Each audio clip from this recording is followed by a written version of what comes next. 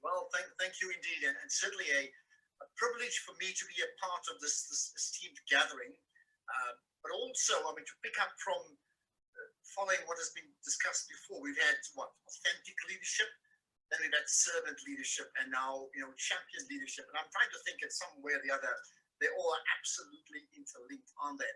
But I'm going to start as we talk about, Madiba's champion leadership, and we could spend 2 hours talking about it, but let me try and do that in as short a time as possible, right? And I want to go back to the Chris Hani incident. He was a member of the African National Congress and the South African Communist Party, and at that time said to be the second most popular person within that organization after Nelson Mandela.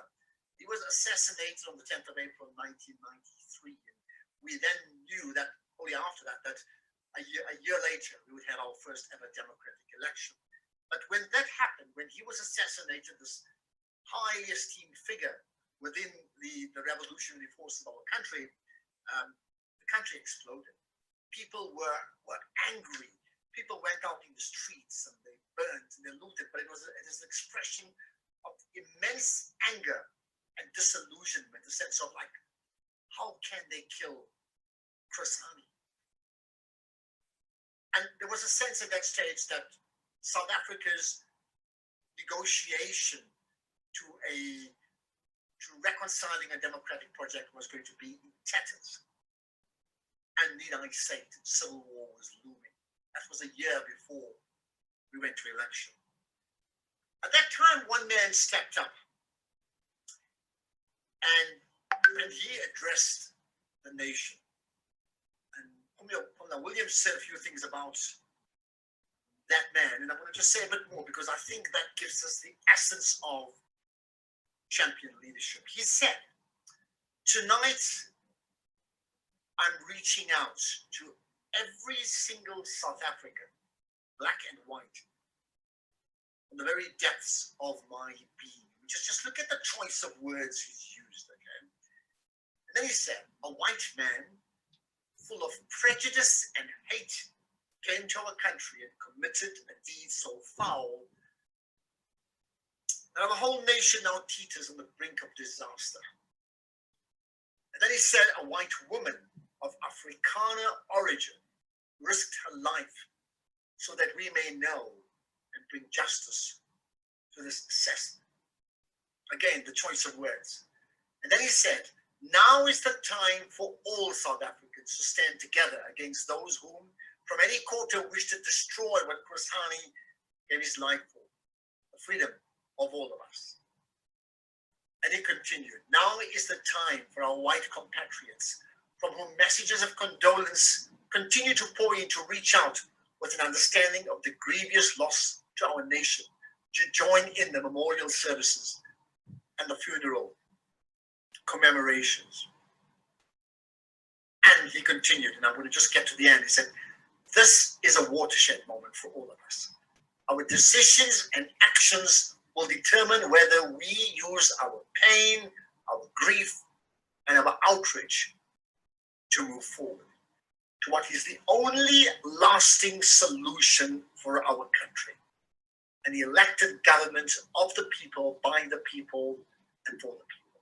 He finally said, we must not let the men who worship war and who lust after blood precipitate actions that will plunge our country into another Angola.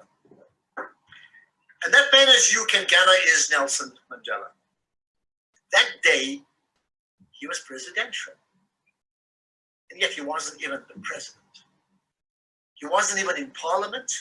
At that time, he could not even vote. But that day, Nelson Mandela spoke as the leader of our country. And that is a good example of champion leadership. I think it's particularly important to reflect on when we talk of champion. What is it?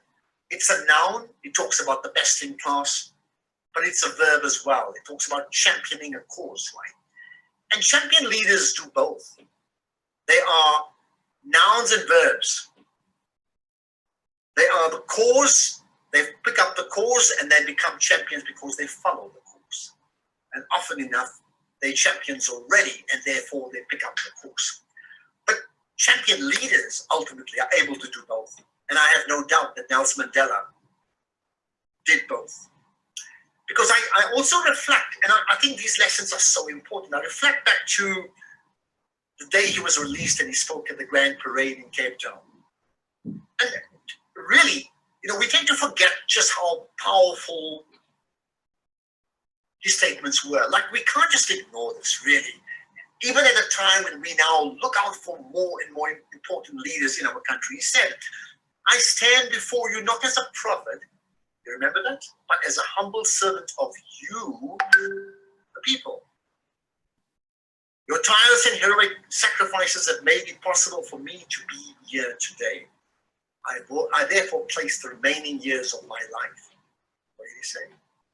In your hands. And I also think back on that same day, I mean, that's another example, even when they were journeying from Victor Verster prison to the Grand Parade.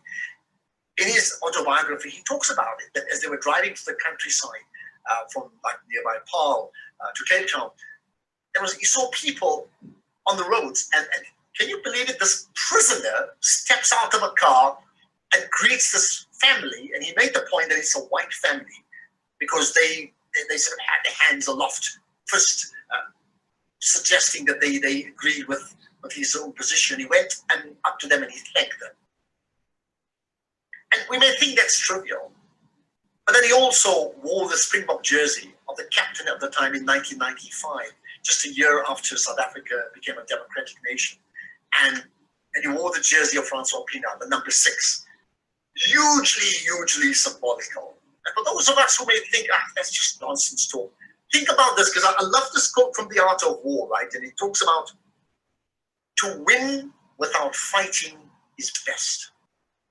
That is the essence of Nelson Mandela, isn't it? To win without fighting is best.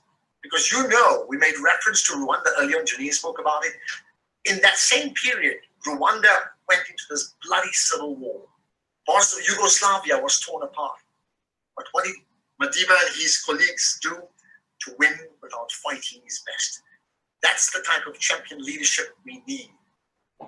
Which brings me to think about what about champion leaders in a crisis? I mean, that's the topic of conversation today, isn't it?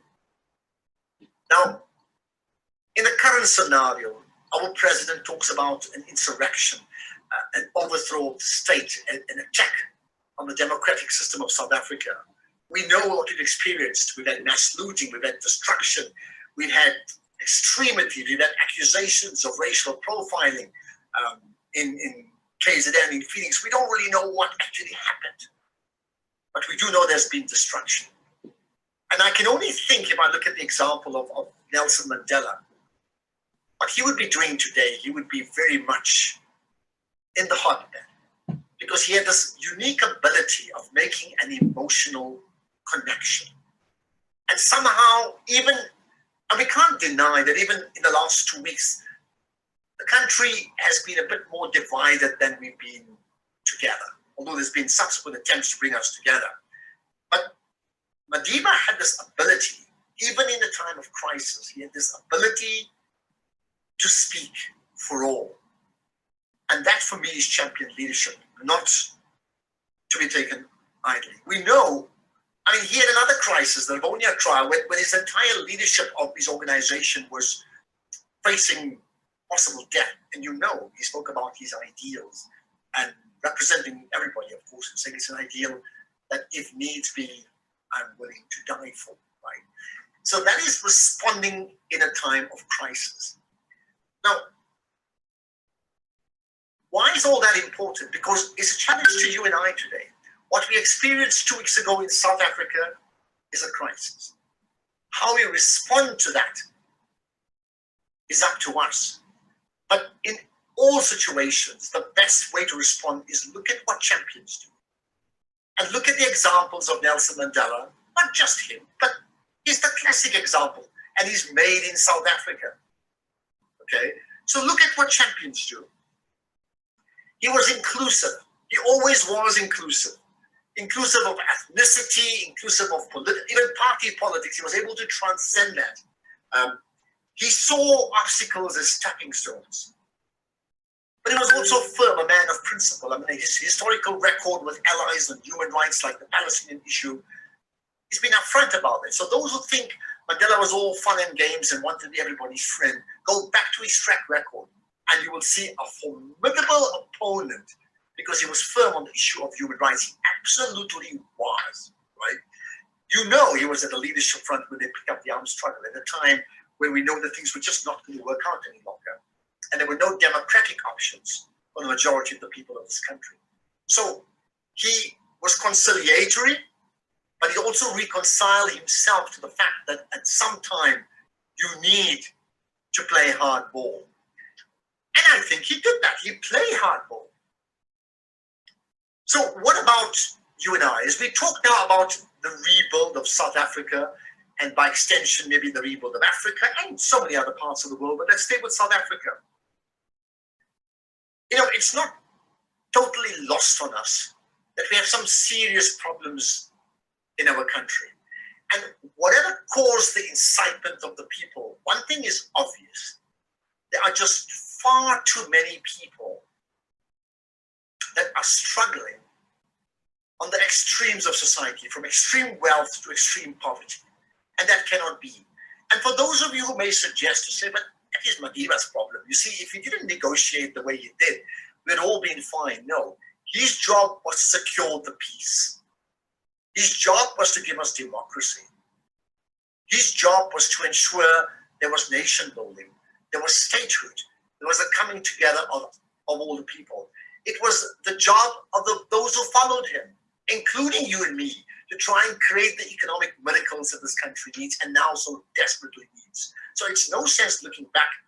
Madiba played his role, and I think he played his role to perfection. Well, maybe perfection is a strong word, because of course he had flaws. But by and large, on a game plan of a sports team, he played the winning game. It's up to us now to pick up the ball and run, or pick up the baton and move on. So as we move on to rebuild South Africa specifically, and we look at how we can be inspired on this issue of leading or leadership in a crisis, we have to look at, I mentioned the issue of wealth. I mentioned the issue, well, I do believe this. If you look at one of the big problems with South Africa, our townships look like townships, or locations as it's been called in a negative form all those years ago. They still look like townships and locations, and our suburbs look like suburbs. And until our suburbs start, or rather, until our townships begin looking like suburbs, we would have known that our efforts to try and create a united economic South Africa has not quite worked. So my point to you, therefore, is what are we going to learn from some of the aspects of Madiba? He's done so many more. I can't touch on all of that. But what he's done has been champion-like, no question about it. And I use the example of